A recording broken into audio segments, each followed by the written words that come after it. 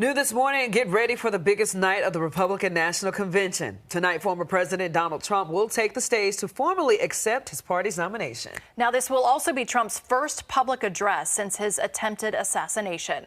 10 News reporter Keisha Lynn working for you with what he could be talking about. A lot of people interested in this. Oh, yes, Jenna, they sure are. And Trump's campaign staff says that he is expected to give a toned-down version of the speech that he had planned before his assassination attempt, honing on the theme of unifying America.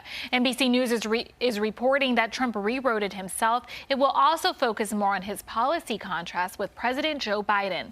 Last night, all eyes were on Vice Presidential nominee J.D. Vance. Vance is a first-term senator from Ohio. He was a former critic of Trump, but now he's an ally. He backs issues like immigration, abortion, and even opposing additional Ukraine aid. Here's what he had to say last night. And if this movement of ours is going to succeed, and if this country is going to thrive, our leaders have to remember that America is a nation and its citizens deserve leaders who put its interests first. And here's what some people think of Vance. Well, he brings youth, that's for sure. You know, he's about a year older than I am. A lot of strength and fervor. I think he's going to be a great protege for Trump. In his speech, Vance also shared how he grew up in rural poverty. Vance also wrote about his upbringing in rural Appalachia in a book called Hillbilly Elegy.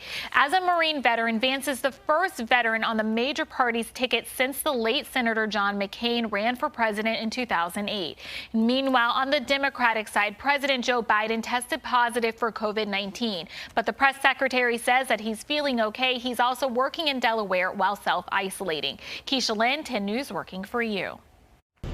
Thank you, Keisha. Speaking of Joe Biden, sources say that he is considering publicly endorsing major reforms to the Supreme Court.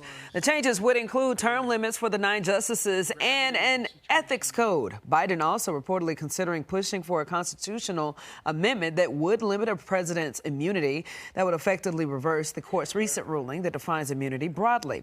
Calls for an ethics code have been growing stronger since ethical alleged lapses involving several justices surfaced last year.